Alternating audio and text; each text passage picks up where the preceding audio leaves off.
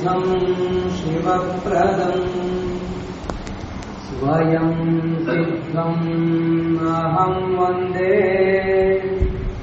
सिद्धारूढयतीश्वरम्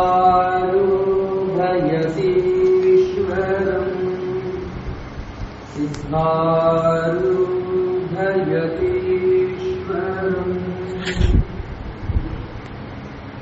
ಸ್ವಾನುಭಾವದ ನೆಲೆಯ ನಾನೇನ ಬಲ್ಲೆನ ನೀನೇ ಒಳಪಟ್ಟು ಏನನ್ನು ಬಿಸಿಗಳದನೆ ನಾನು ನೀವೇ ಗುರುವೇ ಕೃಪೆಯಾದ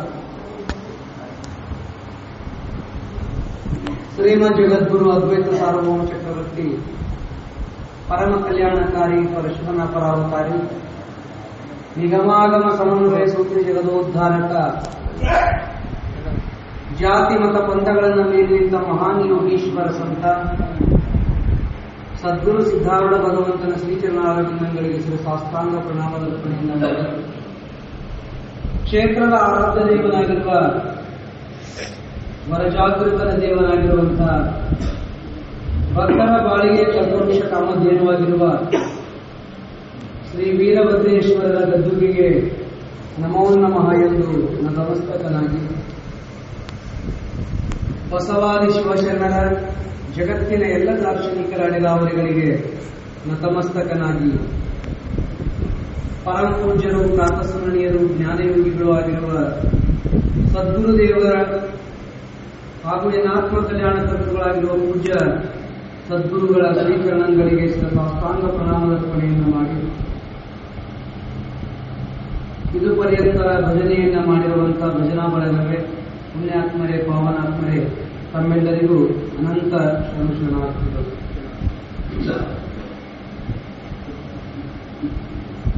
ಪವಿತ್ರವಾಗಿರುವಂತಹ ಪಾವನಮಯವಾಗಿರುವಂತಹ ಶ್ರಾವಣ ಮಾಸದಲ್ಲಿ ಭಗವದ್ ಭಕ್ತಿಯನ್ನ ಮಾಡಲಿಕ್ಕೆ ಒಂದು ಸದಾವಕಾಶ. ಆಯುಷ್ಯ ಕತ್ತತ್ತು ರಾತ್ರಿಗೆ ಹೋದವು ಇವತ್ತು ವಾಯು ಇಲ್ಲ ಹೊತ್ತು ಈ ಕಿಳಿ ವ್ಯಾಳೆ ವ್ಯಾಳಕ್ಕೆ ಗೊತ್ತು ಅಂತ ಮಹಾತ್ಮರು ಹಾಡಿದ. ಆಯುಷ್ಯ ಹತ್ತು ಹತ್ತಲೇ 100 ವರ್ಷದ ಆಯುಷ್ಯ ಅಂತ ಮನುಷ್ಯನಿಗೆ ಆಯುಷ್ಯ. ಆದ್ರೆ ಈಗ ಅದನ್ನು ಹೇಳೋ ಗ್ಯಾರಂಟಿ ಇಲ್ಲ, ಯಾವಾಗಲೂ ಇಲ್ಲ. ಆದ್ರೂ ಸರಾಸರಿ ನೋಡಿದರ ಹಿಂದಿನ ಹಿರಿಯರೆಲ್ಲ 100 ವರ್ಷ ಬದುಕ್ತಿದ್ರು. ಈಗ 60, 70 ಬಹಳ 80 ಆದ್ರೂ ಬಹಳ ಆಯ್ತು. ಇರೋದೇ 100 ವರ್ಷ ಆಯುಷ್ಯ. ಅದರೊಳಗೆ ನಾವೆಲ್ಲ ಅರ್ಧ ಆಯುಷ್ಯ ಎದಕ್ಕೆ ಹೋಗ್ತದಂದ್ರೆ ರಾತ್ರಿಗೆ ಓದವು 50, ನಿದ್ದಿಗೆ ಹೋಗ್ತದೆ. ರಾತ್ರಿಗೆ ಹೋದವು 50 ಅಂದ್ರೆ ಏನು? 50 ವರ್ಷ ಎದಕ್ಕೂ ಅಲ್ಲ, ಕೇವಲ ಹಾಸಿಗೆ ಹೋಗಿ ಎಲ್ಲಕ್ಕೆ ಮಲ್ಕೊಂಡು ರಾತ್ರಿಗೆ ಹೋದವು 50 ನಿದ್ರಿಗಾಗಿ. ಪ್ರಾಯಕ್ಕೆ 20, ಪ್ರಾಯದ ಗಾಯಕ್ಕೆ 30. ಹೀಗೆ ತಿಳುವಳಿಕೆ ಬಂದು ಪ್ರಾಯಕ್ಕೆ ಬರುವಾಗ 20 ವರ್ಷ ಹೋಗಿರ್ತದೆ. ಯಾವಾಗ ಯೌವನಾವಸ್ಥೆಗೆ ಬಂದ ಆವಾಗ ಕಾಮಾದಿಗಳ ಕಾಟಕ್ಕಾಗಿ, ಯಾಕಂದ್ರೆ ಶರೀರ ಬಲಿಷ್ಠ ಆಗ್ತದ, ಇಂದ್ರಿಯಗಳು ಜಾಗೃತ ಆಗ್ತಾವ. ಆವಾಗ ಉಳಿದ ಆಯುಷ್ಯ ಕಾಮಾದಿಗಳ ಕಾಟಕ್ಕಾಗಿ ಒಂದಿಟ್ಟೇನೋ ಹೊಲ ಮನಿ ಹೆಂಡತಿ ಮಕ್ಕಳು ಅಂತ ಪ್ರಪಂಚ ಮಾಡೋದ್ರೊಳಗ 100 ವರ್ಷ ಮೊದಲೇ ಬಿಟ್ಟಿರ್ತಾವ, ಗೊತ್ತಾಗೋದಿಲ್ಲ. ಆಯುಷ್ಯ ಎಷ್ಟಂತ ಯಾರಿಗೂ ಗೊತ್ತಿಲ್ಲ. Birth is a guarantee for death ಹಾಡ್ತಾರ ಭಜನ್ಯಾಗ ಹಳ್ಳಿಯಾಗೆಲ್ಲ. ಕಟ್ಟಿದ ಮನೆ ಒಮ್ಮೆ ಬೀಳುವುದು, ಹುಟ್ಟಿದ ಹುಳ ಒಮ್ಮೆ ಸಾಯುವುದು, ಸೃಷ್ಟಿಯ ನಿಯಮವಿದು. ಸೃಷ್ಟಿಯೊಳಗೆ ನಿಯಮದ, ಯಾವುದು ಕಟ್ಟಿರದ ಅದು ಒಂದು ದಿವಸ ಬೀಳುತ್ತದೆ, ಯಾವುದು ಹುಟ್ಟಿಯದ ಒಂದು ದಿವಸ ಸಾಯುತ್ತದೆ. ಅದು ಏನಾದರೂ ಇರ್ಬೋದು, ವಸ್ತು ಇರ್ಬೋದು, ವ್ಯಕ್ತಿ ಇರ್ಬೋದು, ಯಾವುದೇ ಜೀವ ಜಂತುಗಳಿರ್ಬೋದು.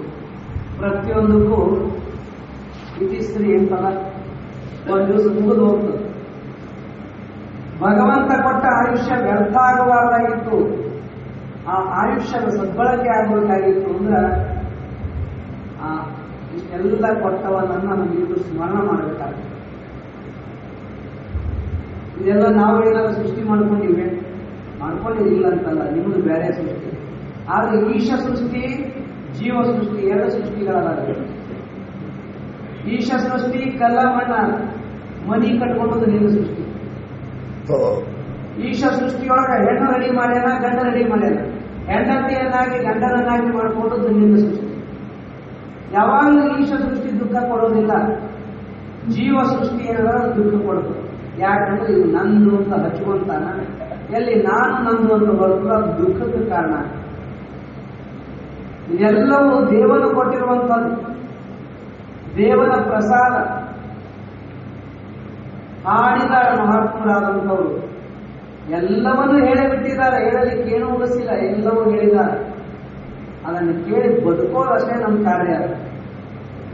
ದೇವನ ಮನೆಯು ಈ ಜಗವೆಲ್ಲ, ಬಾಡಿಗೆದಾರರು ಜೀವಿಗಳೆಲ್ಲ, ಇಷ್ಟೇ ವರ್ಷ ಇಷ್ಟೇ ದಿವಸ ಇರಬೇಕೆನ್ನುವ ಕಟ್ಟು ಕರಾರು ಏನೂ ಇಲ್ಲ. ಇದು ಯಾರ ಮನೆ? ನಾವು ನಮ್ಮ ಮನೆ ಅಂತ ತಿಳ್ಕೊಂಡಿವಿ. ಅದರೊಳಗನೆ ಗುಬ್ಬಿ ಬಂದು ಗೂಡು ಕಟ್ತದ, ನನ್ನ ಮನೆ ಅಂತ. ಬೇರೆ ಗುಬ್ಬಿ ಬಂದು ಬರುವುದಾಗಿಲ್ಲ. ಯಾರ್ಯಾರ ಮನೆ ಆಯ್ತು ನಿಮ್ಮ ಮನೆ ಆಯ್ತು. ಹಂಗೆ ಕಟ್ತೀವಿ ಸ್ವಾಮಿಗಳು ಬಾಜ್ ಇರ್ತ, ನಮ್ಮ ಹೆಸರು ಯಾವ್ದಾವ ತೋರಿಸ್ತೀವಿ, ಬರ್ಬೇಕು ನೀವು. ನಿಮ್ಮ ಮನ್ಯಾಗ ಹಲ್ಲಿ ಅದಾವ, ಅವು ನಮ್ಮ ಮನೆ ಅಂತಾವ. ನಿಮ್ಮ ಮನ್ಯಾಗ ಇಷ್ಟಪಟ್ಟು ಇಲಿ ಅಂತೀರಿ, ಇಲಿ ಅವು ಅದಾವ, ಅವು ನಮ್ಮ ಮನೆನೇ ಅಂತಾವ. ನಿಮ್ಮ ಮನ್ಯಾಗ ಸಾಕಿದ್ದೊಂದು ನಾಯಿ ಇತ್ತು, ಮತ್ತೊಂದು ನಾಯಿ ಒಂದು ಗುರು ಅಂದ್ರು, ಇದು ನಮ್ಮ ಮನೆ ಒಳಗೆ ಬರಂಗೆ. ಯಾರು ಎಲ್ಲಾ ಮನೆಗಳು ಹಿಂಗೆ ನಮ್ಮ ಮನೆ ಅಂತೀವಿ, ಅವು ನಮ್ಮ ಅದಾವೆಂದು ವಿಚಾರ ಮಾಡಲಿಕ್ಕಾಗಿ ಇವರಂತೂ ಭಾರಿ ಬಿಟ್ಟು ಎಲ್ಲೋ ಹುಟ್ಟಿ ಯಾರ್ದೋ ಮನೆ ಬೆಳೆದು ಆಮೇಲೆ ನಿಮ್ಮ ಮನೆಗೆ ಬಂದು ಹಿಂಗ ಕಬ್ಸ ಹುಡ್ತಾರ. ಅದು ಗುಡಿ ಕಮಿಟಿ ಅವ್ರು ಅದಾರಲಿಲ್ಲ, ಕಮಿಟಿ ಅವ್ರ ಗುಡಿ ಕಮಿಟಿ ಅವ್ರಿಗೆ ಪ್ರವಚನ ಬಂದಾರ, ಒಳಗೆ ಅದಾರ 4 ಮಂದಿ ಯಾರು. ಪಟ್ಟಿಗೆಲ್ಲ ಹೋಗ್ತಿರ್ಬೇಕು, ಹೊರ ಜಾತ್ರೆ ಮಾಡೋದು. ಪಟ್ಟಿಗೆ ಹೋದಾಗ ಕೇಳಿರ್ಬೇಕ, ನಿಮ್ಗೆ ಗೊತ್ತಿಲ್ಲ. ಜಾತ್ರೆ ಪಟ್ಟಿ ಮಾಡಾಕ ಪಟ್ಟಿ ಕೇಳಕ್ ಹೋದ ಒಂದಿರ್ತಡಿ ಮನೆಯವ್ರಿಗೆ ಕೇಳಿ ಬರ್ತೀನಿ ಅಂತ. ನಮ್ಮ ಮನ್ಯಾಗ ಏನಾರ ಕೇಳ್ತೀವಿ, ಅವ್ರಿಗೆ ಏನ್ ಬೇಕಾದ ವ್ಯವಹಾರ ಇರಲಿ, ಏನಾರು ಕೊಡ್ತು ನಮ್ಮ ಮನ್ಯಾಗ ಕೇಳ್ತೀವಿ, ಮನೆಯವ್ರಿಗೆ ಕೇಳ್ತೀವಿ. ಮತ್ತ ಅವ್ರ ಮನೆಯವ್ರ ನೀರು ಬೀದಿಕ್ಕಿದ್ದಾವ, ನಿನ್ನ ಮನೆ ನಿಮ್ಮ ಅಪ್ಪನ ಮನೆಯವರು. ಆದ್ರೂ ಮರೆತು ಮನೆಯವ್ರು ಯಾರಾಗ್ಯಾರಿ, ಮನೆಯವ್ರು ಅವರು ಎಲ್ಲಿಂದ ಬಂದು 2-3 ತಿಂಗಳ 3 ವರ್ಷದಾಗ ಮನೆ ಪೂರಾ ಕಬ್ಜಾ ಓಡಿ ಪೂರಾ ಏನಾರ ಕೇಳ್ಬೇಕಾದ್ರೆ ನಮ್ಮ ಮನೆಯವ್ರಿಗೆ ಕೇಳ್ಬೇಕು, ಇವ್ರು ಅಂತಿರ್ತಾರ. ಮನೆ ನಿಮ್ದ, ಅವರು ಗೃಹಲಕ್ಷ್ಮಿ ಅವರೇ, ಗೃಹಿಣಿ ಗೃಹ ಮುಚ್ಚತೆ. ಮತ್ತ ಅವ್ರ ಮನ್ಯಾಗ ಇದ್ದಿಲ್ಲ ಅಂದ್ರೆ ನೀವು ಮನೆ ಯಾಕಂತಾರೆ, ನಿಮ್ಮನ್ನು ಮಾಡ್ಕೊಳಾಗ್ತಿದ್ರು. ಅವ್ರು ಆಗ ಅದಾದ್ರು ಕೂಡ ಮನಿ ಅಂತಾರ. ಗೃಹಿಣಿ ಯಾವ ಮನೆಯೊಳಗೆ ಗೃಹಿಣಿ ಅಂತಾಳ, ಅದಕ್ಕೆ ಗೃಹ ಅಂತ. ಗೃಹಿಣಿ ಗೃಹ ಮುಚ್ಚತೆ.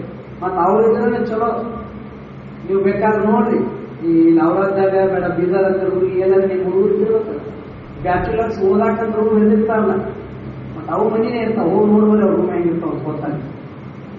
ಬ್ಯಾಚುಲರ್ಸ್ ರೂಮ್ ಹೆಂಗಿರ್ತಾವ, ಅವ್ರ ನಿಮ್ಗೆಲ್ಲ ತೊಳೆದು ಬಳೆದು ಸ್ವಚ್ಛ ಮಾಡಿ ಪ್ರತಿನಿತ್ಯ ಬಿಸಿ ಬಿಸಿ ಇರ್ತದ. ಇಲ್ಲಾಂದ್ರೆ ಏನಿತ್ತು ನಿಮ್ದೆಲ್ಲ ಬಹಳ ಹೈರಾಣಿ.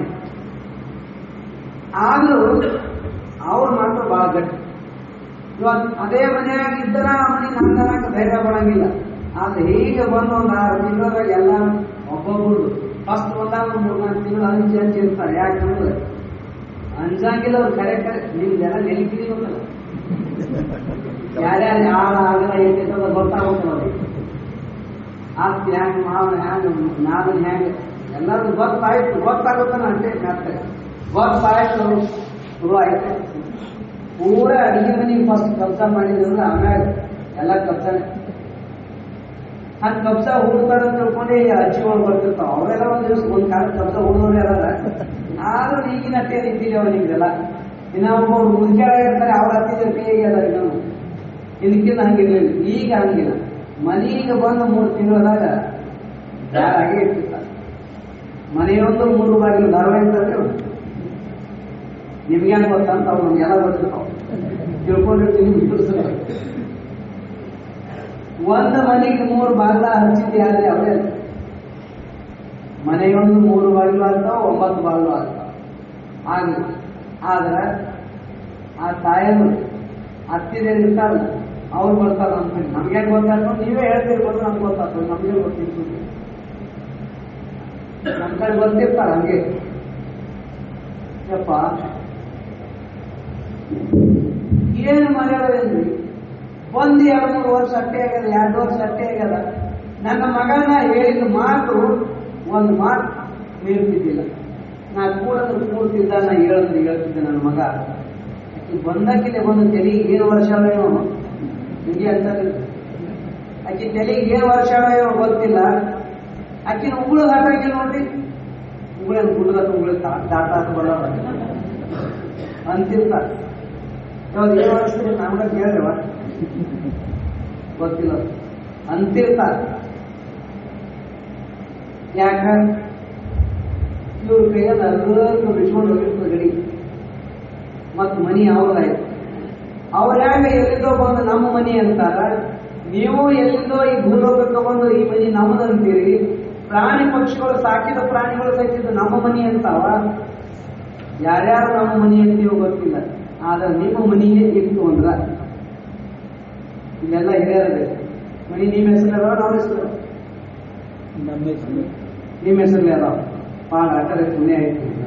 ಹಂಗಂತೆ ಮನೆ ಉಳಿದಿತ್ತು ಹೊರಗೆ ಮನಿ ನಿಮ್ಮ ಹೆಸರಲ್ಲಿ ಅದಾವ. ಮನಿ ನಿಮ್ಮ ಹೆಸರಿದ್ದು ಮನಿ ನಿಮ್ಮನೇ ಅಲ್ಲ. ಮನಿ ಕರೆ ನಿಮ್ಮ ಅದಾವ. ನಿಮ್ಮ ಇದ್ರ ಗೌರ್ಮೆಂಟ್ಗೆ ಯಾಕೆ ಟ್ಯಾಕ್ಸ್ ಕಟ್ತೀವಿ? ನಿಮ್ಮ ಮನೆ ಅದಾವ, ಗೌರ್ಮೆಂಟ್ ಮನಿ ಅದಾವ. ಸ್ವತಃ ನಾವು ಖರ್ಚು ಮಾಡಿದೇವ್ರಿ. 1 ಕೋಟಿ ಖರ್ಚು ಮಾಡಿ ಕಟ್ತೀವ್ರಿ. ಖರ್ಚು ನೀ ಮಾಡಲ್ಯಾಕಪ್ಪ, ಕೋಟಿ ಖರ್ಚು ಮಾಡುವಲ್ಲ ಯಾಕ? ನೀ ಖರ್ಚು ಕೋಟಿ ಮಾಡಿ ಕಟ್ಟಿದ್ರು ಮನಿಗೆ ಟ್ಯಾಕ್ಸ್ ಕಟ್ತಿರಲಿಲ್ಲ. ಮನಿಗೆ ನೀವ್ಯಾಕೆ ಗೌರ್ಮೆಂಟ್ ಟ್ಯಾಕ್ಸ್ ಕಟ್ಟಬೇಕು? ಸುಮ್ಮ ಸರ್ಕಾರ ಬಿಟ್ಟು ಇರೋ 4 ದಿವಸ ಅಂತ ಕೊಟ್ಟರು ನೀವು ಟ್ಯಾಕ್ಸ್ ಕಟ್ಕೊಂಡ್ರಿ. ಟ್ಯಾಕ್ಸ್ ಕೊಡ್ತೀರಿ ನೀವು ಬಾಡಿಗೆ ಇದ್ದಾಗ ಐತೆ ಗೌರ್ಮೆಂಟ್ ಜಾಗದಾಗ. ಹೊಲ ಟ್ಯಾಕ್ಸ್ ಕಟ್ತೀವಿ, ಹೊಲ ಗೌರ್ಮೆಂಟ್ ನೀವು ಬೆಳ್ಕೋಪ ಅಂತ ಬಾಡಿಗೆ ಕೊಟ್ಟಂಗ ಐತೆ ನೀವು ಸರ್ಕಾರದ್ದು. ಇಲ್ಲಿ ಹೆಂಗೆ ಸರ್ಕಾರಕ್ಕೆ ನೀವು ಟ್ಯಾಕ್ಸ್ ಕಟ್ತೀರಿ? ಮನೆಗೆ ನೀರು ಬರ್ತಾವ, ನಳ ಬರ್ತಾವ. ಏನೋ ಜಲಜೀವನ ಏನೋ ಬಂದವ್ರಿ ಎಲ್ಲ ಜಲಜೀವನ ಯೋಜನೆ ಬಿಲ್ ತುಂಬ್ತಿರಿಲ್ಲ, ಇಲ್ಲದ ನಳ ಬಂದಾಗ್ತಾವ. ಮನಿಗೆ ಕರೆಂಟ್ ಬರ್ತದ, ಟ್ಯಾಕ್ಸ್ ಕಟ್ತಿರಿಲ್ಲ, ಇಲ್ಲದ ಕರೆಂಟ್ ಕಟ್ ಮಾಡ್ತಾರ. ಮೊಬೈಲ್ ಬಂತು, ಮೊದಲೇ ರೀಚಾರ್ಜ್ ಮಾಡಿದಾಗ ಆಮೇಲೆ ಮಾತಾಡ್ಬೋದು. ಮೊದಲು ಏನಾದ್ರು ಫೋನ್ ಇತ್ತು, ಅವಾಗ ಬಿಲ್ ಬರ್ತಿತ್ತು, ಬಿಲ್ ಕಟ್ಟೋದಿತ್ತು. ಇಲ್ಲ, ಈಗ ಮೊದಲೇ ಅಡ್ವಾನ್ಸ್ ಕಟ್ಟಬೇಕು. ಈ ಬೆಂಗಳೂರಾಗ ಶುರು ಆಗ್ಯಾವ. ಈ ಲೈಟ್ ಬಿಲ್ ಮೊದಲೇ ಕಟ್ಟಿನೇ ಆಮೇಲೆ 1 ತಿಂಗಳು ಬಳಸ್ಬೇಕು. ಮುಗೀತಂದ್ರೆ ಮುಗೀತು. ಹಂಗೆ ಈಗಿನ ಮ್ಯಾಗ ಈ ಕಡೆ ಹಳೆ ಶುರು ಆಗ್ತಾವ, ಹಳ್ಳಕ್ಕೆ ಆಗ್ತಾವ. ಇಷ್ಟೆಲ್ಲ ಮನೆಗೆ ಬಿಲ್ ಕಟ್ತೀರಿ, ಕರೆಂಟಿಗೆ ಬಿಲ್ ಕಟ್ತೀರಿ, ನೀರಿಗೆ ಬಿಲ್ ಕಟ್ತೀರಿ, ಹೊಲದ ಟ್ಯಾಕ್ಸ್ ಕಟ್ತೀರಿ, ಮನಿ ಟ್ಯಾಕ್ಸ್ ಕಟ್ತೀರಿ. ಇಟ್ಟು ಎಲ್ಲ ಕಟ್ಟಿ ಮಾತ್ರ ಮ್ಯಾಗಿನ ನಮ್ದು ಅಂತ ನಿಮ್ ಚಾನೆಲ್ ಬರ್ತದ. ಸರ್ಕಾರ ಆಯ್ತಾ ನಿಮ್ದು ಕರೆ ಕರೆ ಏನು ಹೇಳಕ್ ಬರಂಗಿಲ್ಲ. ಈ ಸರ್ಕಾರಕ್ಕೆ ನಾವು ಇಷ್ಟೆಲ್ಲ ಟ್ಯಾಕ್ಸ್ ಕಟ್ತೀವಿ. ಜಗದೊಡೆಯ ಸೃಷ್ಟಿಕರ್ತ ಪರಮಾತ್ಮ ಇಷ್ಟೆಲ್ಲ ನಮಗಾಗಿ ಕೊಟ್ಟಾನ. ಗಾಳಿ, ಬೆಳಕ, ನೀರ, ಆಹಾರ, ತಾಯಿಯ ಗರ್ಭದೊಳಗಿರುವಾಗಲೇ ಎಲ್ಲವೂ ಹೊರಗೆ ಬಂದ ಬಳಕೆ ಏನ್ ಬೇಕದು ಹುಟ್ಟಿದ ಆರಂಭದಿಂದ ಪ್ರಾಣ ಹೋಗುವ ಪರ್ಯಂತ ಒಬ್ಬ ಜೀವಿಗೆ ಏನ್ ಬೇಕು ಎಲ್ಲವನ್ನೂ ಪರಮಾತ್ಮ ಸೃಷ್ಟಿ ಮಾಡಿದಾನ. ಅವನ್ನೆಲ್ಲವನ್ನ ಬಳಸಿಕೊಂಡು, ಎಲ್ಲವೂ ದೇವರನ್ನು ನಾವು ಬಳಸಿಕೊಂಡು ಆಮೇಲೆ ನಮ್ಮದು ಒಂದು ಕುಂದಿರ್ತೀವಿ.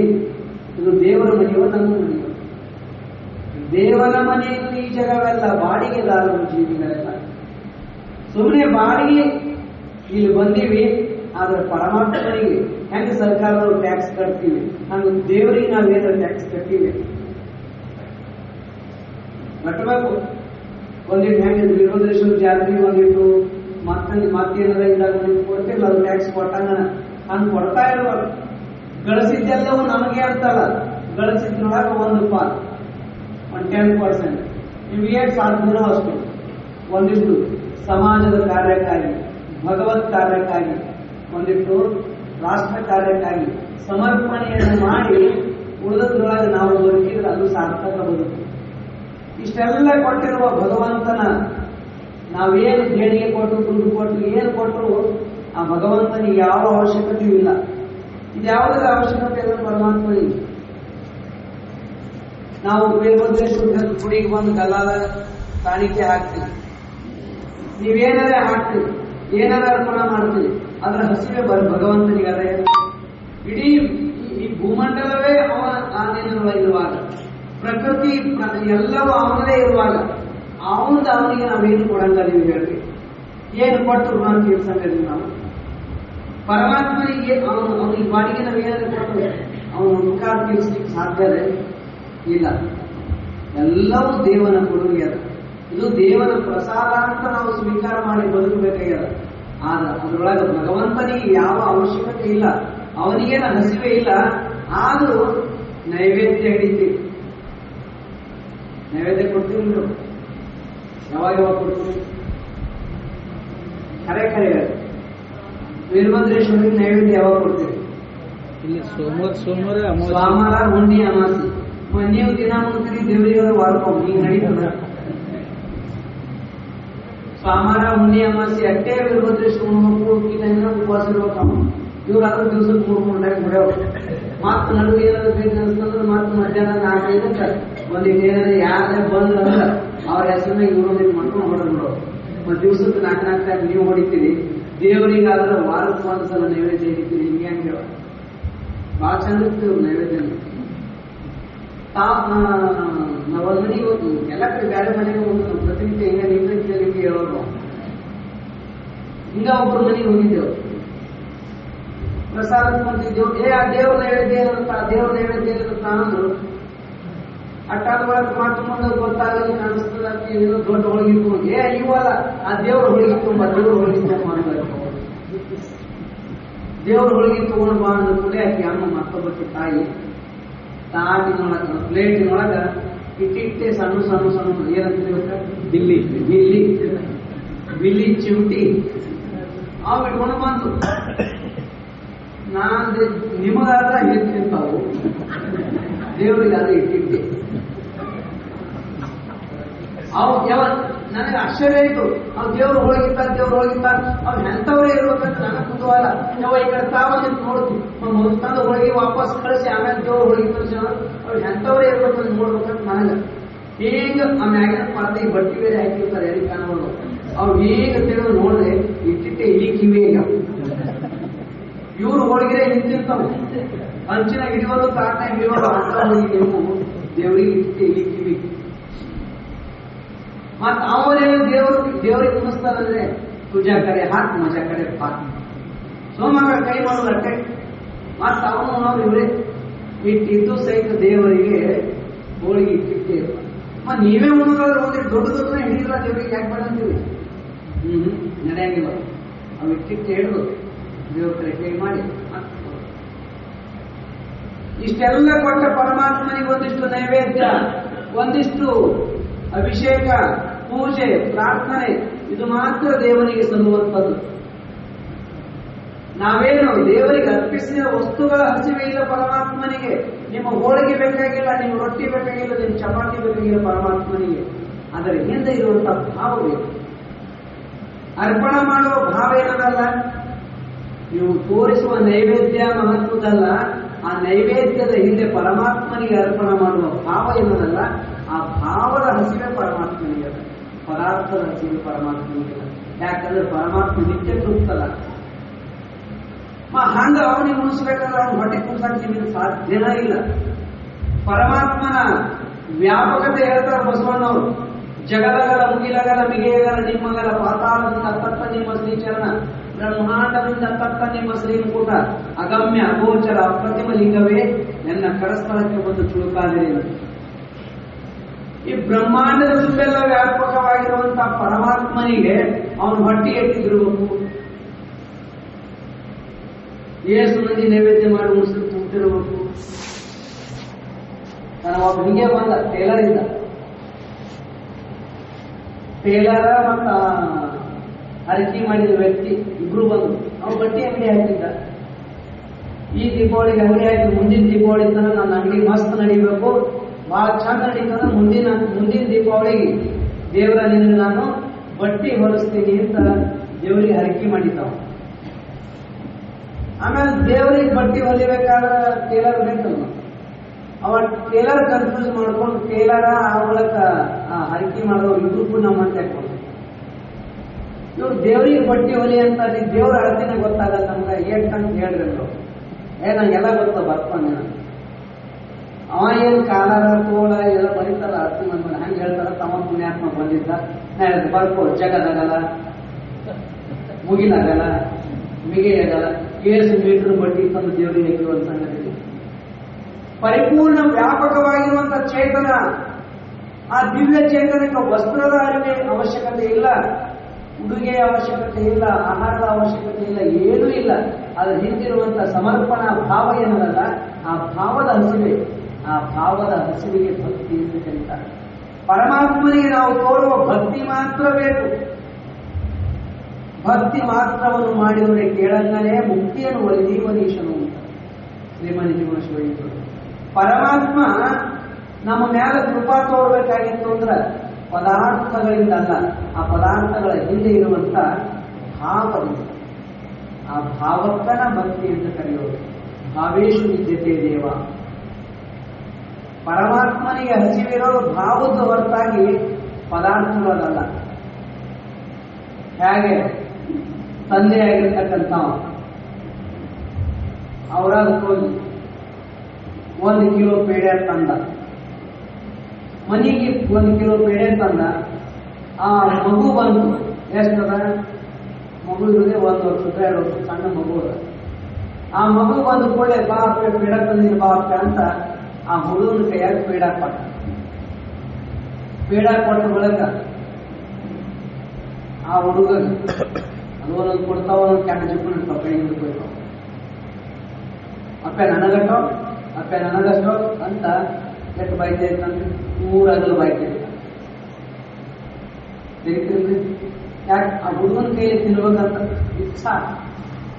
ಆ ಹುಡುಗ ಅದು ತನ್ನ ಉಗುರು ಇಟ್ಟಿಟ್ಟೆ ಇರ್ತಾವ ಕೈ ಮುಂದೆ, ಒಂದು ಪೂರಾ ಪೇಡೆ ಬಿಡಂಗಿಲ್ಲ.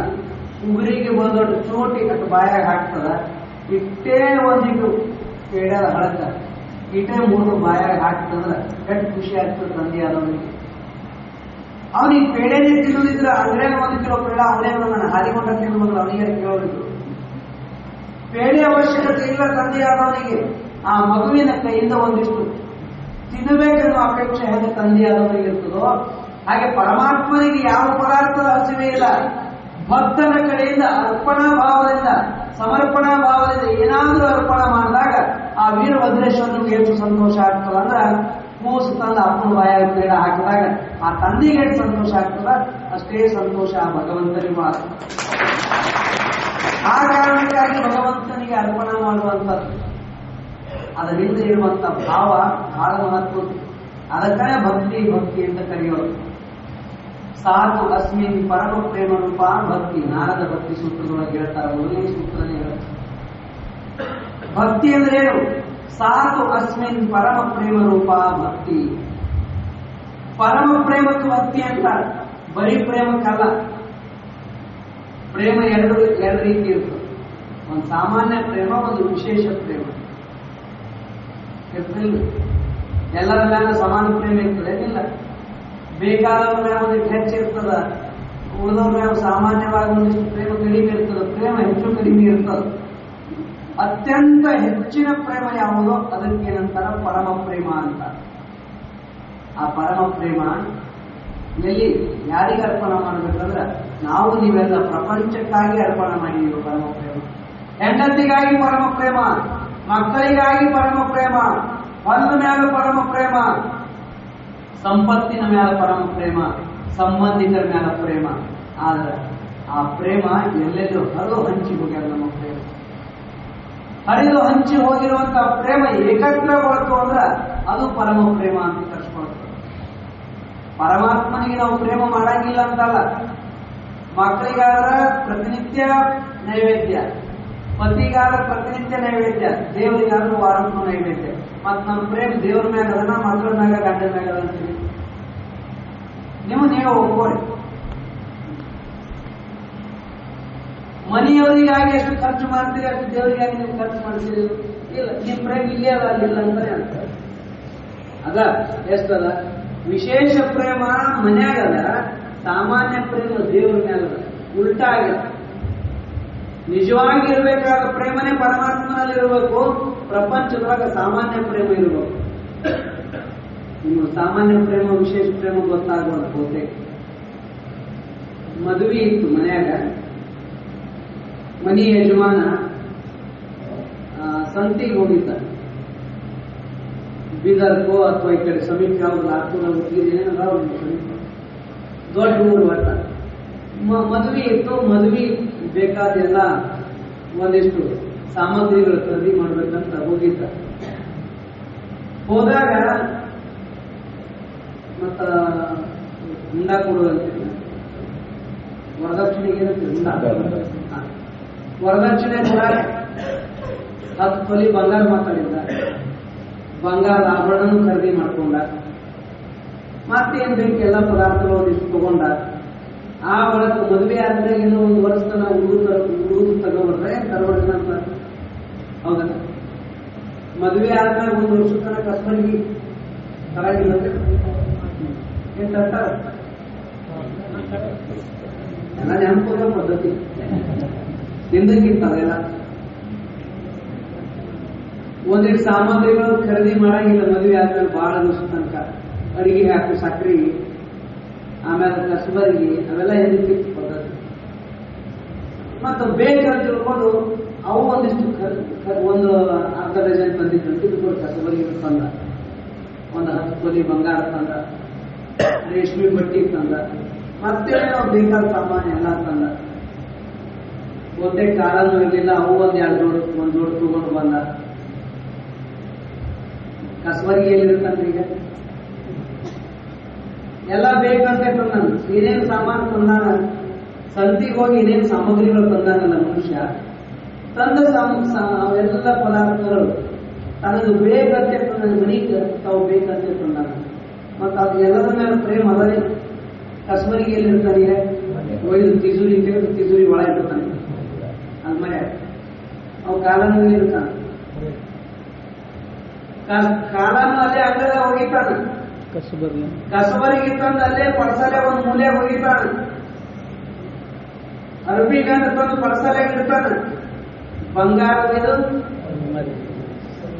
ಎಲ್ಲಿ ನಾವೇನು ಮನೆ ಕಾಲ್ತಾನ ಹೊರಗಿಲ್ಲ. ಬಂಗಾರ ಒಂದು ತಿಜುರಿ ಒಳಗಿರ್ತಾನ. ಯಾಕೆ ಆ ಕಸಬರಿಗೆ ಇಡ್ಲಾಕ ಬರ್ತೀನಿ ಏನು? ಅದ್ರ ಮೇಲೆ ವಿಶೇಷ ಪ್ರೇಮ ಅದ. ಅದ್ರ ಮೇಲೆ ಬಂಗಾರದ ಮೇಲೆ ವಿಶೇಷ ಪ್ರೇಮ ಅದ, ಪರಮ ಪ್ರೇಮ ಅದ. ಕಸಬರಿಗೆ ಮೇಲೆ ಸಾದಾ ಪ್ರೇಮ. ಹೇಗೋ ಹಾಗೆ ಈ ಪ್ರಪಂಚದ ಮೇಲೆ ಸಾದಾ ಪ್ರೇಮ ಇರಬೇಕು, ಆ ಪರಮಾತ್ಮನ ಮೇಲೆ ಪರಮ ಪ್ರೇಮ ಇರಬೇಕು. ಆ ಪರಮ ಪ್ರೇಮಕ್ಕೆ ಭಕ್ತಿ ಭಕ್ತಿ ಭಕ್ತಿ ಅಂತ ಕರೀತಾರೆ. ಸಾಧು ಅಸ್ಮಿ ಪರಮ ಪ್ರೇಮ ಭಕ್ತಿ.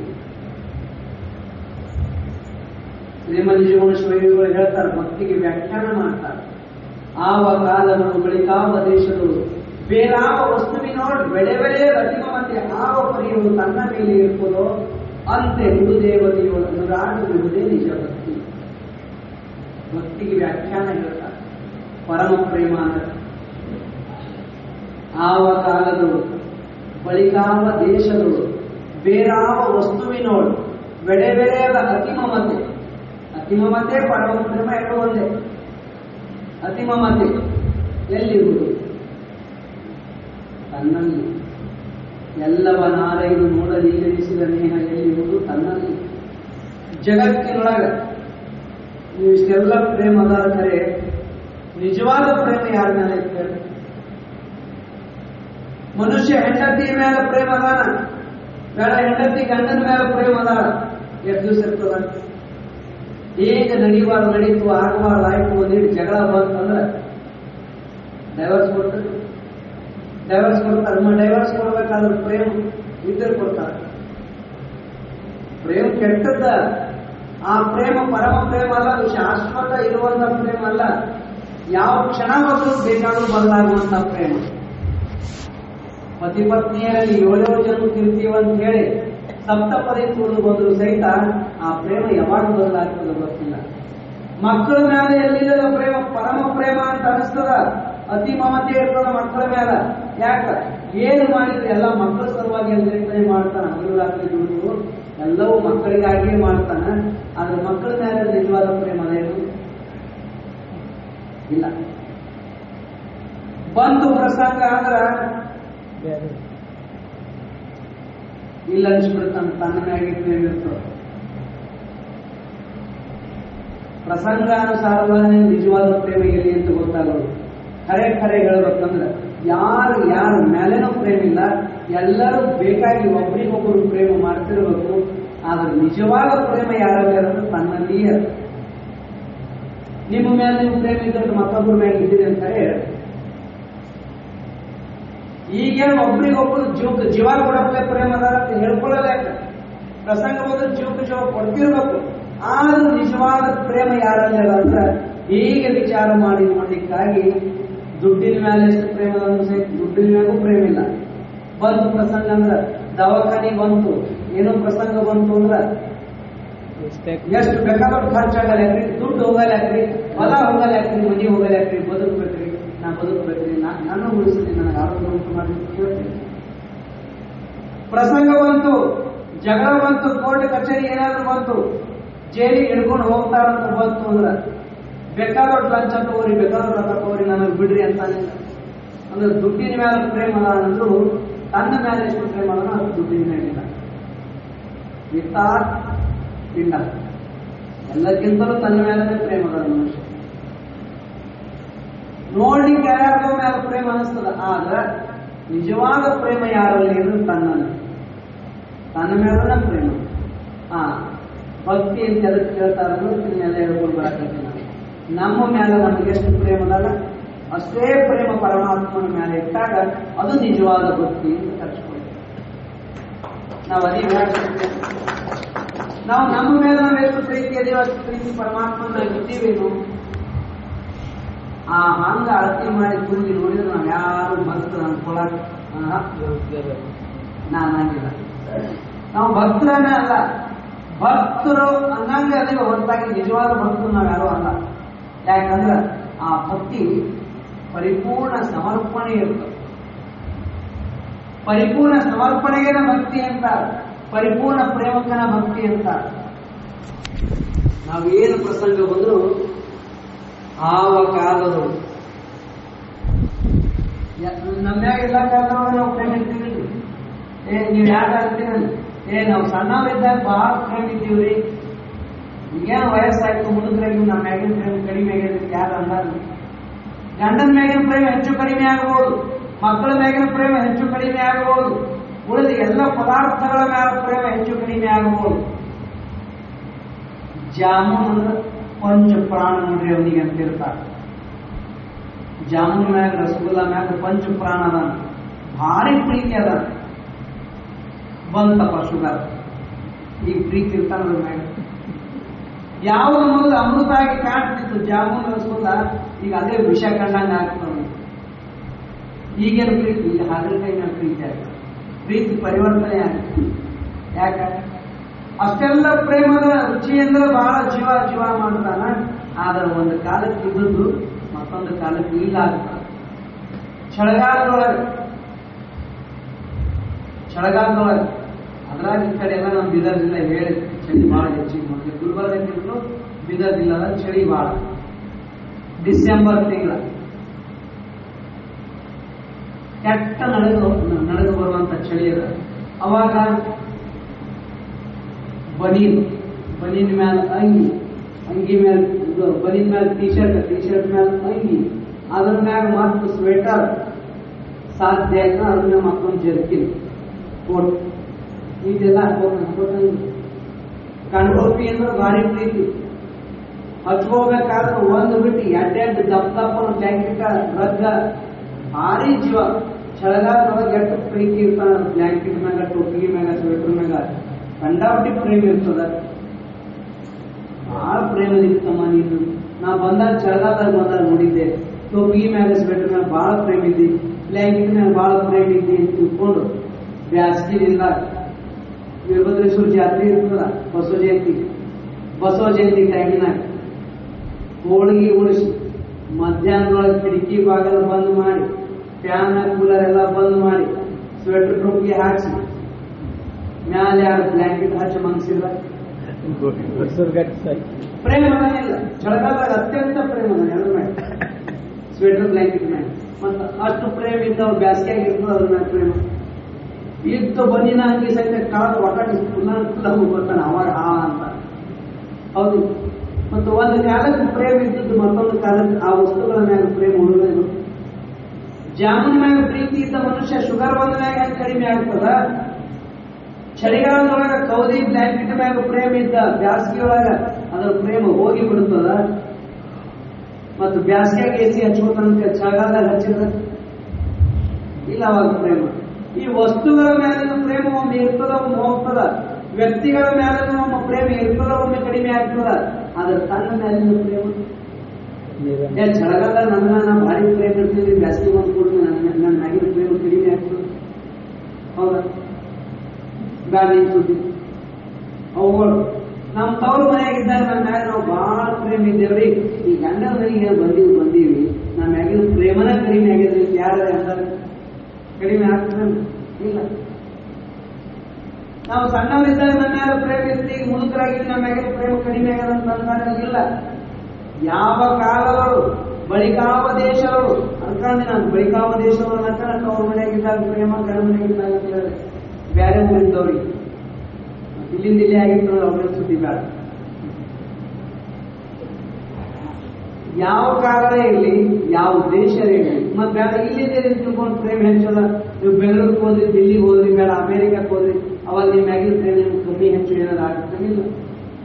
ಎಲ್ಲರೇ ಇರಿ, ವ್ಯಕ್ತಿ ಎಲ್ಲೇ ಇದ್ರೂ ಕೂಡ ತನ್ನ ಮೇಲಿನ ಪ್ರೇಮ ತನಗೆ ಯಾವಾಗಲೂ ಇರ್ತದೆ. ಹೇಗೋ ಹಾಗೆ ತನ್ನ ಮೇಲೆ ಎಷ್ಟು ಪ್ರೇಮ ಇರ್ತದೋ ಎಲ್ಲ ಕಾಲದೊಳಗ ಎಲ್ಲಾ ದೇಶದೊಳಗ ಬೇರಾವ ವಸ್ತುವಿನೋಡ್ ಬೆಳೆ ಬೆಳೆಯ ರತಿಮಮತೆ. ಅದಕ್ಕೆ ವಸ್ತುಗಳನ್ನು ಹೇಳ್ಕೊಂಡು ಬಂದೆ ನಾನು. ಜಾಮೂನು ಒಂದು ವಸ್ತುನೇ, ಹಚ್ಕೊಂಡು ಬ್ಯಾಗಿಟ್ಟು ಒಂದು ವಸ್ತುನೇ ಉದಾಹರಣೆ ಹೇಳಿದೆ. ಆ ವಸ್ತುಗಳು ಒಮ್ಮೆ ಬೇಕಾಗ್ತಾವ, ಒಮ್ಮೆ ಬೇಡ ಆಗ್ತಾವ. ವ್ಯಕ್ತಿಗಳು ಒಮ್ಮೆ ಬೇಕಾಗ್ತಾರ, ಒಮ್ಮೆ ಬೇಡ ಆಗ್ತಾರ. ಉಳಿದೆಲ್ಲ ಬೇಕಾಗಬಹುದು, ಬೇಡ ಆಗ್ಬಹುದು. ಆದ್ರೆ ನಮ್ಮ ಮೇಲಿನ ಪ್ರೇಮ ಎಂದಾದ್ರೂ ಹೆಚ್ಚು ಕಡಿಮೆ ಆಗ್ತದೆ ಇಲ್ಲ. ಯಾವಾಗಲೂ ನಿರಂತರವಾಗಿ ಸಮಾನವಾದ ಪ್ರೇಮ ನಮ್ಮ ಮೇಲೆ ನಮಗಿರ್ತದ. ನಮ್ಮ ಮೇಲೆ ನಮಗೆಷ್ಟು ಪ್ರೇಮ ಇರ್ತದೋ ಅಷ್ಟೇ ಪ್ರೇಮ ಗುರುಗಳಲ್ಲಿ ಇದ್ರ ಗುರುಭಕ್ತಿ ಅಂತ ಕರೆಸ್ಕೊಳ್ತದ. ನಮ್ಮ ಮ್ಯಾಲ ನಮಗೆಷ್ಟು ಪ್ರೇಮ ಇರ್ತೋ ಅಷ್ಟೇ ಪ್ರೇಮ ಪರಮಾತ್ಮನ ಮ್ಯಾಗಿರ್ತೇವೆ ಅಂದ್ರೆ ಅದು ಹರಭಕ್ತಿ ಅಂತ ಅನ್ಸ್ಕೊಳ್ತದೆ. ಅಂತಹ ಭಕ್ತಿ ನಮ್ಮನ್ನ ಮುಕ್ತರನ್ನಾಗಿ ಮಾಡ್ತದ.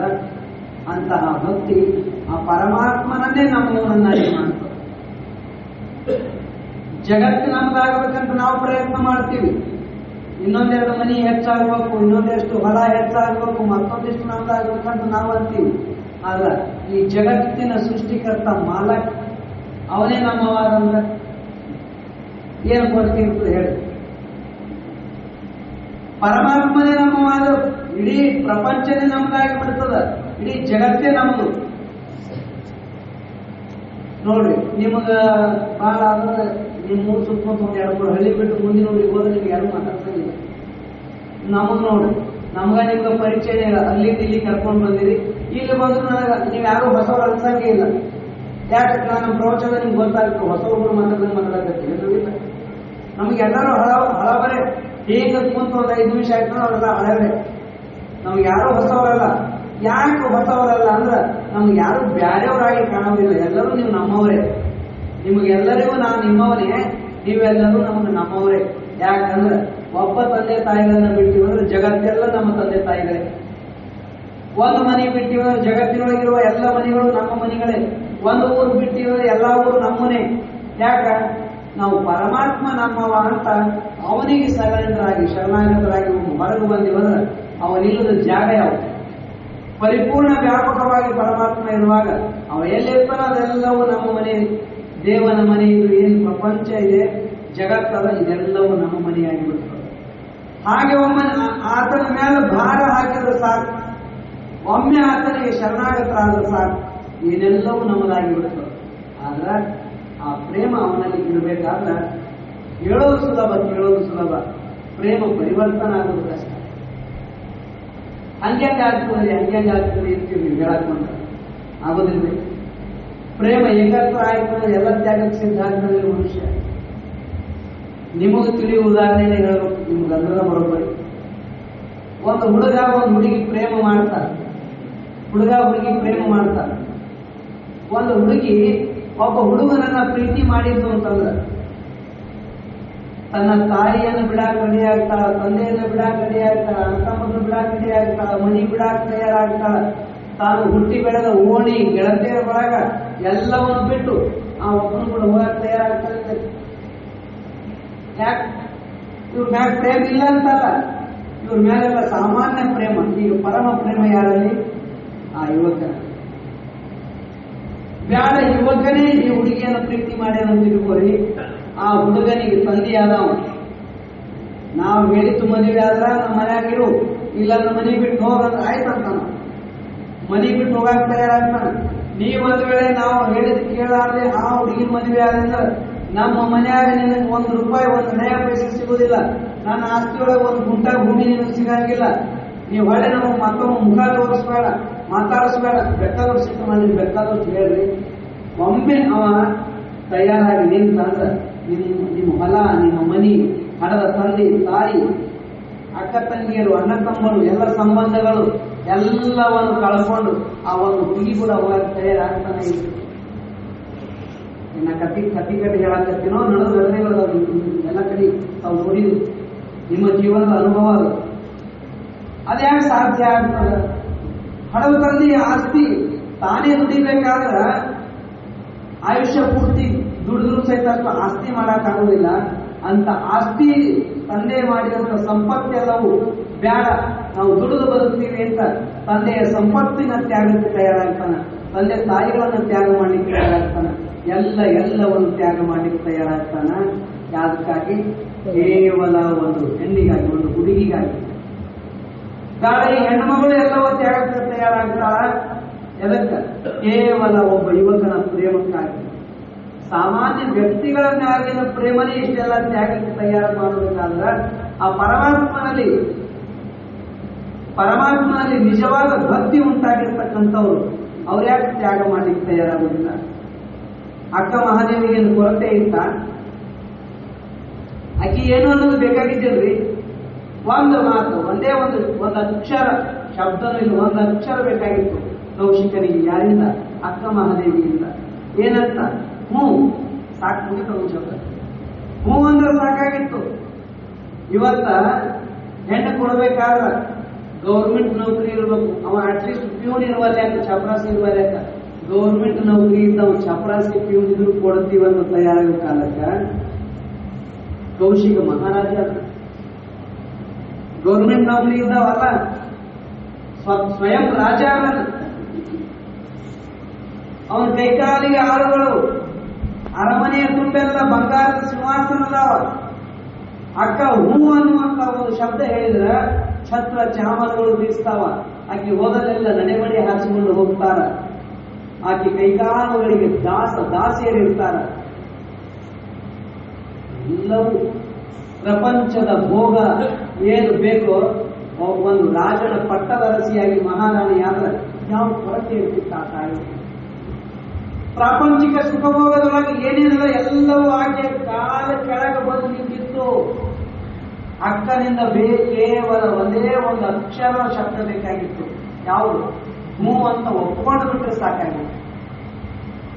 ಕೌಶಿಕ ಹೇಳ್ತಾನ, ನೀ ಹೇಳ್ದಂಗೆ ಕೇಳ್ತೀನಿ, ನೀ ಏನಂತೀಯ ಅದಕ್ಕೆ ನಾನು ತಯಾರಾಗ್ತೀನಿ, ನನ್ನ ಅರಮನೆಯೇ ನಿನ್ನ ಪಾದ ಅರಿಯಲ್ಲೇ ಹಾಕ್ತೀನಿ, ನೀ ನನ್ನ ಪಟ್ಟದ ಅರಸಿಯಾಗಲಿಕ್ಕೆ ತಯಾರಾಗುವಂತ ಕೇಳಿದ್ರು ಅಕ್ಕ ಒಪ್ಕೊಳ್ಳಿಲ್ಲ. ಯಾಕೆ ಒಪ್ಕೊಳ್ಳಿಲ್ಲ ಅಂದ್ರೆ ಆಕೆಯ ಪ್ರೇಮ ರಾಜನ ಮ್ಯಾಗ, ಕೌಶಿಕನ ಮ್ಯಾಗಿಲ್ಲ.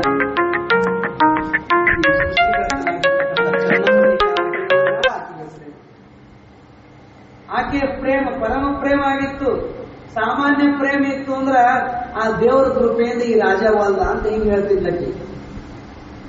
ನೀವರ ಹಂಗೆ ಹೇಳ್ತೀವಿ, ವೀರಭದ್ರೇಶ್ವರ ಪುಣ್ಯ ಇವ, ನೀವರ ಪುಣ್ಯ ಮಾಡಿ ನಿಮ್ಗೆ ಗ್ಯಾರಂಟಿ ಗೊತ್ತಿರ್ತದೆ. ನಮ್ಮ ಪುಣ್ಯ ಅನ್ನಂಗೆ ಇಲ್ಲ, ಅದು ವೀರಭದ್ರೇಶ್ವರ ಪುಣ್ಯ, ಗುರುಗಳ ಪುಣ್ಯ, ಹಿರುಗಳ ಪುಣ್ಯ. ಅದಕ್ಕಾಗಿ ನೌಕರಿ ಕಳ್ಯ ಸಿಕ್ಕಂತ ಬಹಳ ಖುಷಿ ಪಡ್ತಿರ್ತೀವಿ. ಆದ್ರೆ ಅಕ್ಕ ಆಕೆ ನೌಕರಿ ಇದ್ದವನಲ್ಲ, ಸ್ವಯಂ ರಾಜ, ಆ ದೇಶದ ರಾಜ, ಆ ಮಂಡಲಿಕ ಅರಸ. ಅವನೇ ಬಂದು ಕೈ ಮುಗಿದು ವಿನಂತಿ ಮಾಡ್ಕೊಳ್ತಾ ಇದ್ದಾನೆ ಅಕ್ಕ ಮಹಾದೇವಿಗೆ, ನೀ ಒಂದು ಸಲ ಹೂ ಅಂದು ನನ್ನ ಪಟ್ಟದರಸಿಯಾಗು, ಈ ಜಗತ್ತಿನ ಎಲ್ಲ ಸುಖವನ್ನು ತಂದು ನೀನು ಮುಂದಿಡ್ತೀನಿ, ನೀ ಹೇಳ್ದಂಗೆ ಕೇಳ್ಕೊಂಡಿರ್ತೀನಿ ಅಂತ ಅಕ್ಕ ಮಹಾದೇವಿಗೆ ಆ ರೀತಿ ಎಲ್ಲ ಹೇಳಿದ್ರು ಸಹಿತ ಅಕ್ಕ ಮಹಾದೇವಿ ಒಪ್ಕೊಳ್ಳಿದ್ರು. ಅಂತ ಸುಖದ ಸುಪ್ಪತ್ತಿಗೆಯನ್ನು ಬಿಟ್ಟು ಕಲ್ಯಾಣಕ್ಕೆ ಬರೋದಾಗ್ಲಿ, ಶ್ರೀಗಿರಿಯ ಮಲ್ಲಯ್ಯನ ಕದಳಿಯ ಗುಹೆಗೆ ಹೋಗುವುದಾಗ್ಲಿ ಯಾಕೆ ಬೇಕಾಗಿತ್ತು? ಇದೇ ನಡೆಮಡಿ ಹಾಸ್ತಿದ್ರ, ಅರಮನೆಯೊಳಗೆ ಹಾಸ್ದಂಗ ದಾರಿ ಹೊಂಟ ಕಲ್ಲು ಮುಳ್ಳುಗಳು ನಡ್ತಿದ್ದು ಕಾರೊಳಗ. ಬಿಸಿಲೇ ಮೈ ಒಣಗಿಸ್ಬೇಕು, ಮಳೆ ಬಂದು ಮೈ ತೊಳಿಬೇಕು, ಚಳಿ ಆದ್ರೆ ಹತ್ಕೊಳಕ್ ಬಟ್ಟಿಲ್ಲ, ಯಾಕಂದ್ರೆ ದಿಗಂಬರಿಯಾಗಿ ಹೊಂಟಿದಾಳ. ಹಸಿವೆ ಆದ್ರೆ ಸ್ವತಃ ತಾಯಿ ಕೇಳಿದ್ದು ಊರು ಬಿಟ್ಟು ಬರುವಾಗ ಅಕ್ಕ ಮಹಾದೇವಿ ತಾಯಿ ಕೇಳ್ತಾಳ, ಲಿಂಗಮ್ಮ ಅಮ್ಮ ಸಣ್ಣ ಹುಡುಗಿ ನೀನು, ನಿನಗ ರಾಜಕುಮಾರಿ ಹೆಂಗ ಬೆಳೆಸಿದವ ನಾವು, ಇಷ್ಟೆಲ್ಲ ಪ್ರೇಮದಿಂದ ಬೆಳೆಸಿವ ತಾಯಿ, ನೀನು ಇಲ್ಲಿಂದ ಎಲ್ಲಿಗೋ ಹೋಗ್ತೀನಿ ಅಂತ ಹೊಂಟಿದಿ, ಆ ಕಲ್ಯಾಣ ಎಲ್ಲಿ ಇಲ್ಲೇನು ಸಮೀಪದಲ್ಲಿ ಎಷ್ಟು ದೂರ ವಿಚಾರ ಮಾಡ್ರಿ. ಈಗಿನ ಕಾಲಕ್ಕನ ನಿಮ್ಗನ ಬಸವ ಕಲ್ಯಾಣದ ದೂರ ಅನಿಸ್ಬಿಡ್ತು, ಇಲ್ಲೇ 100 ಕಿಲೋಮೀಟರ್ದಾಗ. ಆದ್ರೆ ಶಿವಮೊಗ್ಗ ಜಿಲ್ಲೆಯ ಉಡುತಡಿ, ಅಲ್ಲಿಂದ ಬಸವ ಕಲ್ಯಾಣಕ್ಕೆ ಬರ್ಬೇಕಾದ್ರೆ ಈಗಿನ ಹೈವೇಗಳಿರ್ಲಿಲ್ಲ, BRL ಬಸ್ಗಳಿರ್ಲಿಲ್ಲ, ಯಾವ ಟ್ರೇನ್ ಇರ್ಲಿಲ್ಲ, ವಿಮಾನಗಳಿರ್ಲಿಲ್ಲ. ಕಾಲ್ನಡಿಗೆಯಿಂದ ಬರ್ಬೇಕು, ನಡ್ಕೊಂಡು ಬರ್ಬೇಕಾದ್ರೆ ಕಾಲ್ದಾರಿಗಳು ಕಾಡಿನ ಮಧ್ಯದೊಳಗೆ ನಡ್ಕೊಂಡು ಬರ್ಬೇಕು. ಈಗೂ ಹೋಗ್ರಿ ನೀವು ಬೇಕಾದ್ರೆ, ಹುಬ್ಬಳ್ಳಿ ದಾಟಿದ್ರಿಂದ ಮುಂದೆ ಹೋಗ್ಬೇಕಾದ್ರೆ ಎಲ್ಲ ಅರಣ್ಯ ಪ್ರದೇಶನೇ ಅದ. ಮಲೆನಾಡು ಭಾಗ, ಮಲೆನಾಡಿನ ಸಡಗ ಆ ಕಡೆ ಎಲ್ಲ ಕಾಡು ಶುರು ಆಗ್ತದೆ. ಈಗಲೂ ಗುಡ್ಡೆಗಾಡು ಕೊಳದು ರೋಡ್ ಮಾಡ್ಯಾರ. ಈಗನೇ ಇಷ್ಟು ಇರ್ಬೇಕಾದ್ರೆ ಅವಾಗಿನ ಕಾಲಕ್ಕೆ ಹೆಂಗಿರ್ಬಾರ್ದು, ಹೆಂಗ್ ಬಂದಿರ್ಬೇಕಾಗ್ತ. ಸಣ್ಣ ವಯಸ್ಸಿನ ಹೆಣ್ಣುಮಗಳು ಅಕ್ಕಳಿಗೆ ತಾಯಿ ಕೇಳ್ತಾಳ, ಅಮ್ಮ ಹಸಿವಾದ್ರೆ ಏನ್ ಮಾಡ್ತೀಯವ? ಹಸಿವಾದರೆ ಭಿಕ್ಷಾನ್ನಗಳು. ಚೆನ್ನಾಗಿಲ್ಲ, ಊರನ ಮಂದಿ ಎಲ್ಲ ಅಂದ್ರು, ಉಡುತಡಿ ಜನ ಎಲ್ಲ ಅಂದ್ರು, ಪಟ್ಟದರಸಿಯಾಗಿ ಕೌಶಿಕನ ಮನೆಗೆ ಸುಖದ ಸುಪ್ಪತ್ತಿಗೆ ಮೇಲೆ ಇರುವಂತ ಅವಕಾಶ ಪರಮಾತ್ಮ ಈ ಹುಡುಗಿ ಕೊಟ್ಟ, ಹುಡುಗಿಗೆ. ಇದರ ಬದಲಿಗೆ ನನ್ನ ಮಗಳಿಗೆ ಹೂವಂದ್ರೆ ನಾ ಪಾದ ಕೊಳಕು ಮನೆಗೆ ಕಳಿಸ್ತಿದ್ದೆ. ಕೌಶಿಕ ಆಕೆ ಮೇಲೆ ಮನಸ್ಸು ಮಾಡ್ಯಾರ, ಎಂತ ಹುಚ್ಚದ ಹುಡುಗಿ. ಊರ್ ಮಂದಿ ಎಲ್ಲ ಹುಚ್ಚಂದ್ರು. ಹೌದು, ನಿಜವಾದ ಹುಚ್ಚಿ, ಪ್ರಪಂಚದ ಹುಚ್ಚ ಇವರಿಗೆಲ್ಲ, ಉಳಿದವರಿಗೆಲ್ಲ. ಇಡೀ ಊರು ಜನಕ್ಕೆ ಪ್ರಪಂಚದ ಹುಚ್ಚು ಹತ್ತಿದ್ರೆ ಆಕೆಗೆ ಪರಮಾತ್ಮನ ಹುಚ್ಚು. ಯಾರಿಗೆ? ಅಕ್ಕನಿಗೆ, ಮಹಾದೇವಿ. ಸಣ್ಣ ವಯಸ್ಸು 15-16 ವಯಸ್ಸಿನ ಹುಡುಗಿ, ತುಂಬು ತಾರುಣ್ಯದೊಳಗಿರ್ತಕ್ಕಂಥ ಒಬ್ಬ ಹುಡುಗಿ ಹಸಿವೆ ಆದ್ರೆ ಏನ್ ಮಾಡ್ತೀಯವ ಅಂದ್ರ ಭಿಕ್ಷಾನ್ನಗಳು. ತಾಯಿ ನೀರಡಿಕೆ ಆದ್ರೆ ಏನ್ ಮಾಡ್ತಿ? ಕೆರೆ ಬಾವಿ ಹಳ್ಳಗಳುಂಟು. ಎಲ್ ಮನ್ಕೋತೀಯವ ರಾತ್ರಿ? ಶಯನಕ್ಕೆ ಹಾಳು ದೇಗಲಗಳುಂಟು. ಆ ಕಡೆ ಗುಡಿ ಗುಂಡಾರಿ ಇರ್ತವೆ, ಎಲ್ಲರೇ ಹಾಳುಗಡೆ ಆಗೋದು ಮನ್ಕೋತೀವಿ ಅಂತ. ಅರಮನೆಯೊಳಗ ಹಂಸ ತೂಲಿಕಾ ತಲ್ಪ, ಮೃದುವಾದ ಗಾದಿ, ಮಕ್ಮಲ್ ಬಟ್ಟೆಯಿಂದ ಹಾಕುವಂತ ಬೆಳೆಸಿಟ್ಟ ಕಾಲು ಒತ್ತಾಕ, ಕೈ ಒತ್ತಾಕ, ಗಾಳಿ ಬೀಸಾಕ, ಇಷ್ಟೆಲ್ಲ ವ್ಯವಸ್ಥೆ ಅರಮನೆಯೊಳಗದ. ಮುಳ್ಳು ಕಲ್ಲುಗಳನ್ನು ಚುಚ್ಚಿಕೊಂಡು ಬಂದು ಹಾಸಿಗೆಯಿಂದ ಹೊತ್ಕೊಳಕ ಹೊದಿಕಿಲ್ಲ, ಮೈ ಮ್ಯಾಗ ಒಂದು ಬಟ್ಟಿಲ್ಲ, ಚಳಿ ಮಾರಿ ಗಾಳಿ ಬಿಸಿಲಿಗೆಲ್ಲ ಮೈ ಒಡ್ಡಿ ಎಲ್ಲೋ ಹಾಳು ಗುಡಿಯೊಳಗೆ ಮಲ್ಕೋತೀನಿ ಅಂತ ತಾಯಿ ಹೇಳಿರ್ಬೇಕಾದ್ರೆ ಆ ತಾಯಿಯ ಕಳ್ಳಿಗಿಟ್ಟು ಬೆಂಕಿ ಹಚ್ಚಿರ್ಲಿಕ್ಕಿಲ್ಲ, ಚೂಡಲಿಕ್ಕಿಲ್ಲ. ತಾಯಿ ಲಿಂಗಮ್ಮನಿಗೆ ಹೇಳ್ತಾ, ನಾನು ಹಸಿವಾದ್ರೆ ಭಿಕ್ಷಾ ಬೇಡ್ತೀನಿ. ಯಾರ ಮಕ್ಕಳು ಭಿಕ್ಷಾ ಬೇಡ್ತೀವಿ ಅಂದ್ರೆ ಒಪ್ಕೊಂತಾರೆ ತಾಯಿ ತಂದೆ. ಎಷ್ಟೇ ಕಷ್ಟ ಬರಲಿ ದುಡ್ದು ಹಾಕ್ತಾರ, ತಮ್ಗೆ ಎಷ್ಟೇ ಕಷ್ಟ ಬಂದರೂ ಸಹಿತ ನಮ್ಮ ಮಕ್ಕಳು ಸುಖದಿಂದ ಇರಬೇಕಂತ ಕನಸು ಕಾಣುವ ಹೊತ್ತಿನೊಳಗ ಸ್ವತಃ ತಾಯಿಗೆ ಮಗಳು ಉತ್ತರ ಕೊಡ್ತಾರ, ಹಸಿವಾದರೆ ಭಿಕ್ಷಾ ಬೇಡ್ತೀನಿ, ನೀರಡಿಕೆ ಆದ್ರೆ ಕೆರಿಬಾವಿ ಹಳ್ಳ ಇರ್ತಾವ, ನೀರು ಕುಡಿತೀನಿ ಅಂತ. ಎಲ್ ಮಲ್ಕೋತೀವ ಅಂದ್ರ ರಾತ್ರಿ ಎಲ್ಲರೇ ಹಾಳು ಬಿಡಿಯೋದು ಮಲ್ಕೋತೀನಿವ. ಶಯನಕ್ಕೆ ಹಾಳು ದೇಗಲ ಉಂಟು. ನಿನ್ ಜೊತೆಗೆ ಯಾರಿರ್ತಾರೆವ ನಿನ್ ರಕ್ಷಣಕ್ಕ? ನಿನ್ ಕಾಪಾಡೋರು ಯಾರು? ನಿನ್ ರಕ್ಷಣಾ ಮಾಡೋರು ಯಾರು? ಹಿಂಗೆಲ್ಲ ಹೋಗಬೇಡ. ಈ ವಸ್ತ್ರವನ್ನ ಉಡು, ಒಂದಿಟ್ಟು ತಡಿ, ಉಡು ತಡಿ ಅಂತ ಹೇಳಿದ್ದಕ್ಕನೆ ಆ ಊರಿನ ಹೆಸರು ಉಡುತಡಿಯಾಯಿತು ಅಂತ ಹೇಳ್ಕೊಂಡು ಬರ್ತಾರೆ. ಯಾವ ವಸ್ತ್ರವನ್ನು ಸ್ವೀಕಾರ ಮಾಡೋದಿಲ್ಲ, ಯಾವ ತಂದೆ ತಾಯಿಗಳ ಮೋಹವೂ ಆಕೆಗೆ ಕಟ್ಟಿ ಹಾಕಲಿಕ್ಕಾಗಲಿಲ್ಲ. ಕೌಶಿಕನ ಅರಮನೆಯ ಸುಂದರ ಸುಪ್ಪತ್ತಿಗೆಯೂ ಆಕೆಗೆ ಕಟ್ಟಿ ಹಾಕಲಿಕ್ಕಾಗಲಿಲ್ಲ. ಯಾಕಂದ್ರೆ ಕಾಮ, ಕ್ರೋಧ, ಲೋಭ, ಮೋಹ, ಮಲಮತ್ಸರಗಳೆಲ್ಲವನ್ನು ಸುಟ್ಟು ಹಾಕಿರ್ತಕ್ಕಂಥವಳಾಗ ಕೇವಲ ಒಂದೇ ಒಂದು ಹಸಿವೆ, ಆ ಚನ್ನಮಲ್ಲಿಕಾರ್ಜುನನ ಹಸಿವೆ. ಚನ್ನಮಲ್ಲಿಕಾರ್ಜುನನೇ ಚಿಂತೆ. ಕೌಶಿಕ ಆ ಅಕ್ಕನ ಸೀರೆಯನ್ನು ಹಿಡಿದು ಎಳೆಯುವಾಗ ಅಕ್ಕ ಹೇಳ್ತಾಳೆ ಕೌಶಿಕನಿಗೆ, ಉತ್ಸಪ್ಪ, ಈ ಶರೀರದೊಳಗೆ ಏನದ ಅಂತ ನೀನು ಅಂತದ್ದು ಕಂಡಿಯಪ್ಪ? ಎಲಿವಿನ ಹಡಿಕೆ, ಮೂತ್ರದ ಕುಡಿಕೆ, ಸುಳದಿ ದೇಹವ, ಇದೇನು ಬರೇ ಅಸ್ಥಿ ಪಂಜರಗಳಿಂದ ಕೂಡಿರ್ತಕ್ಕಂಥದ್ದು, ರಕ್ತ ಮಾಂಸಗಳಿಂದ ಕೂಡಿರುವಂಥದ್ದು, ಮ್ಯಾಲ ಒಂದಿಷ್ಟು ತೊಗಲದ ಅಂತ ತಿಳ್ಕೊಂಡು ಚಂದದ, ಏನದ ಇದ್ರೊಳಗ? ಏನದ ಅಂತ ನೀನು ಮೆಚ್ಚಿಸ್ತಾ ಇದೀಯ? ಹೌದು, ಖರೆ ಒಂದು ಈಟು ವಿಚಾರ ಮಾಡಿ ನೋಡ್ರಿ. ಮ್ಯಾಲ ಇಷ್ಟೆಲ್ಲ ಚಂದ ಬಟ್ಟಿ ಉಟ್ಕೊಂಡಿವಿ ಒಂದು ಚಂದ, ಬೇಡ ಮ್ಯಾಲ ಇಷ್ಟೆಲ್ಲ ಚರ್ಮದ ಅಂತ ಚಂದ. ಪರಮಾತ್ಮ ಒಂದು ವೇಳೆ ಮ್ಯಾಲ ಚರ್ಮ ಇಡದೆ ಹೊರಗಿಂದ ಒಳಗಿದ್ದಿದ್ದಿಲ್ಲ, ಹೊರಗೆ ಮಾಡಿಟ್ಟಿದ್ದನ್ನು ಹೆಂಗಿರ್ಬೇಕು? ಎಲ್ಲರ ಕೈಯಾಗ ಬಡಿಗೆ ಹಿಡ್ಕೊಂಡು ಪಿಂಜರಿ ಜಾಲಿ ಮಾಡ್ಕೊಂಡು ಅಡ್ಡಾಡ್ಬೇಕಾಗ್ತದೆ. ಯಾಕಂದ್ರೆ ಹದ್ದಕ್ಕಾಗಿ ನಾಯಿಗಳಿಂದ ರಕ್ಷಣೆ ಆಗ್ಬೇಕಾಗ ಅಂಥದ್ದೇ ಪದಾರ್ಥದ ಒಳಗೆ ಏನದಾವ? ರಕ್ತ, ಮಾಂಸ, ಮಜ್ಜ, ಎಲುವ, ಮ್ಯಾಲ ತೊಗಲಿನ ಹೊದಿಕೆದಂತ ಚಂದ. ಮಾನವ ಮೂಳೆ ಮಾಂಸದ ತಡಿಕೆ. ಏನದು ಮೂಳೆ ಮಾಂಸ ತಡಿಕೆ? ಅದ ಇದರ ಮೇಲಿದೆ ಚರ್ಮದ ಹೊದಿಕೆ. ಈ ಚರ್ಮದ ಹೊದಿಕೆ ಅಂತ ತಿಳ್ಕೊಂಡು ಸುಂದರಾಗಿ ಕಾಣ್ತಾನೆ, ಶೃಂಗಾರಾಗಿ ಕಾಣ್ತಾನೆ. ಅದಕ್ಕೆ ಅಕ್ಕ ಹೇಳಿದ್ದು ಅವನಿಗೆ, ಉತ್ಸಪ್ಪ, ಎಮ್ಮೆಗೊಂದು ಚಿಂತೆ, ಸಮಗಾರಗೊಂದು ಚಿಂತೆ, ಧರ್ಮಿಗೊಂದು ಚಿಂತೆ, ಕರ್ಮಿಗೊಂದು ಚಿಂತೆ, ನಿನಗೆ ನಿನ್ನ ಕಾಮದ ಚಿಂತೆ, ನನಗೆ ನನ್ನ ಚನ್ನಮಲ್ಲಿಕಾರ್ಜುನ ಒಲಿಯನೋ ಎಂಬ ಚಿಂತೆ. ಶರಗ ಅಂತ ತನ್ನ ಶರಗವನ್ನ ಹಿಡಿದಂತ ಬಿಡು ಶರಗ ಅಂದ್ರೂ ಬಿಡ್ಲಿಲ್ಲ. ಬೇಕಾ ಈ ಸೀರೆ ಇಟ್ಕೋ ಇದೆ ಅಂತ ಅದನ್ನ ಕಳೆದ ಒಗದು ಅಂತ ತುಂಬು ತಾರೆಯ ಹುಡುಗಿ ಅಕ್ಕ ಹಾಗೆ ದಿಗಂಬರೆಯಾಗಿ ಹಾಡ್ತೀವಿ ನೀವೆಲ್ಲ. ದಿಗಂಬರಾಗಿ ಹೊಂಟಳ ಮಾದೇವಿ ಕಲ್ಯಾಣ ಹುಡುಗ ಶಿವಶರಣರ ರೀತಿಯ ದಿಗಂಬರೆಯಾಗಿ ಬರ್ತಾಳ ಕಲ್ಯಾಣಕ್ಕೆ. ಕಲ್ಯಾಣ ಕರೆಯೋದಕ್ಕೆ ಬರ್ತಾಳ ಅಂತಂದ್ರೆ ಕಲ್ಯಾಣವು ಕೇವಲ ಶರಣ ಗಣತಿಂತಿಣಿಯ ಮತ್ತೆ ಒಂದು ಸತ್ಸಂಗವನ್ನು ಅನುಭವ ಮಾಡಬೇಕು. ನನ್ನ ಸಾಧನೆಗೆ ಬೇಕಾದ ವಿಚಾರಗಳನ್ನಲ್ಲೊಂದಿಷ್ಟು ತಿಳ್ಕೋಬೇಕು. ಅಲ್ಲವರಂತ ಪ್ರಭುದೇವರದಾರ, ಬಸವಣ್ಣನಂತ ಮಹಾಶಿವಶರಣ ಮಹಾಭಕ್ತ ಅದನ್ನು ಭಕ್ತಿ ಭಂಡಾರಿ ಬಸವಣ್ಣದಾನ. ಆ ಅಣ್ಣ ಬಸವಣ್ಣನ ಸಾನ್ನಿಧ್ಯದೊಳಗ, ಅಲ್ಲಮ್ಮ ಪ್ರಭುದೇವರ ಸಾನ್ನಿಧ್ಯದೊಳಗ ಆತ್ಮಜ್ಞಾನಕ್ಕೆ ಬೇಕಾಗಿರುವಂತ ಆ ಚನ್ನಮಲ್ಲಿಕಾರ್ಜುನನ ಕೃಪೆ ಪರಿಪೂರ್ಣ ಪಡಲಿಕ್ಕೆ ಇನ್ನೂ ಬೇಕಾದ ವಿಚಾರಗಳನ್ನು ತಿಳಿದುಕೊಳ್ಳಿಕ್ಕೆ ಅನುಕೂಲ ಆಗ್ತದ ಅನ್ನುವಂಥ ವಿಚಾರಕ್ಕಾಗಿ ಅಕ್ಕ ದಾರಿಯೊಳಗೆ ಬರಬೇಕಾದ್ರೆ ಕಲ್ಲ ಮುಳ್ಳುಗಳನ್ನು ನಡುತ್ತಾವ.